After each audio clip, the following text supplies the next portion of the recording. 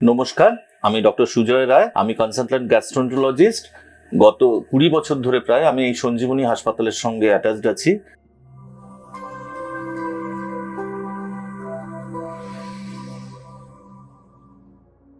এখানে আমি endoscopic procedure, কোলোনোস্কোপিক procedure, কখনো কখনো ইআরসিপি, এছাড়া পেশেন্ট রেগুলার আমি এখানে কনসাল্ট করি, সপ্তাহে 3 দিন আসি। এছাড়া যেটা নিয়ে আমি বলতে চাই, আজকাল হেলথ সচেতনতা বা স্বাস্থ্য সচেতনতা বাড়ানোর জন্য আমি ফ্যাটি লিভার নিয়ে কয়েকটা কথা এখানে আলোচনা করতে চাই।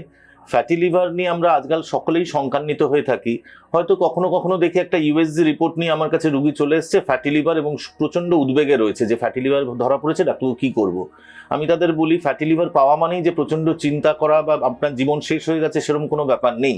আপনাকে শুধু একটু সচেতন হতে হবে, কারণ এই ফ্যাটি লিভারের কারণ যেগুলো আছে সেটা আমাদের বুঝতে হবে।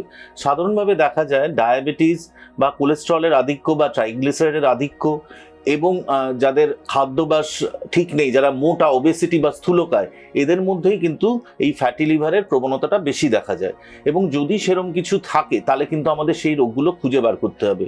হয়তো রুগীরা অনেকেই নিজেরাই জানেন যে তাদের কোলেস্ট্রলের ওষুধ খাচ্ছে বা কোলেস্ট্রল বেশি, বা সুগারের জন্য সুগারের ওষুধ খাচ্ছে, সুগার বেশি।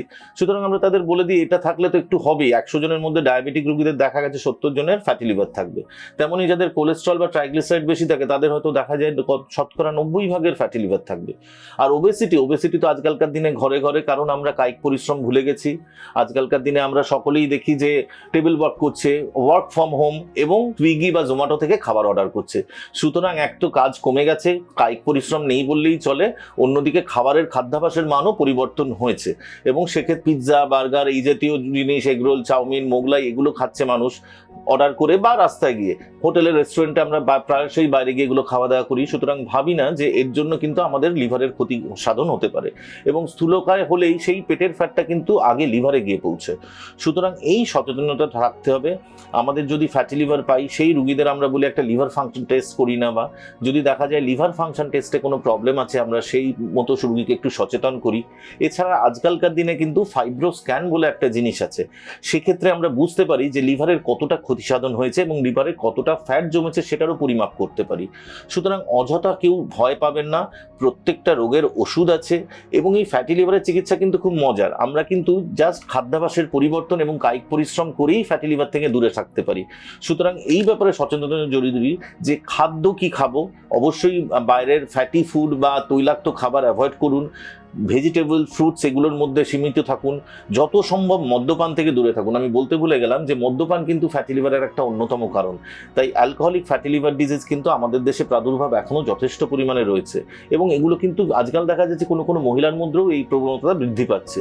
সুতরাং সচেতন হন, যথাসম্ভব এই জাতীয় দ্রব্য, মাদকদ্রব্য সেবন থেকে দূরে থাকুন। যে কোনো অ্যাডিকশন শরীরের পক্ষে ক্ষতিকারক। সঙ্গে খাদ্যাভ্যাসের পরিবর্তন করুন, এবং কায়িক পরিশ্রম রেগুলার 10 থেকে 15 মিনিট হাঁটা, ব্রিস্ক ওয়াকিং অথবা কোনো যোগব্যায়ামের মাধ্যমে আমরা যাতে আমাদের চেহারার ওজনেরটাকে ঠিক রাখি, শরীরের ওজনটাকে ঠিক রাখি, তাহলেই কিন্তু আমরা এই ফ্যাটি লিভার থেকে দূরে থাকতে পারি। কিছু কিছু ক্ষেত্রে আমরা ফ্যাটি লিভারের জন্য কিছু ওষুধ প্রয়োগ করে থাকি, অত্যন্ত নগণ্য। এই ফ্যাটি লিভার থেকে কিন্তু সুগার কন্ট্রোল, কোলেস্ট্রল কন্ট্রোল এবং খাদ্যাভ্যাসের পরিবর্তন এবং এক্সারসাইজের মাধ্যমেই আমরা একদম ফ্যাটি লিভার থেকে দূরে থাকতে পারি। সুতরাং সচেতন থাকুন, অযথা ভয় পাবেন না। আমরা কিন্তু ফ্যাটি লিভারকে দূরে রেখে সুস্থ, সবল, স্বাভাবিক জীবনযাপন করতে পারি। নমস্কার।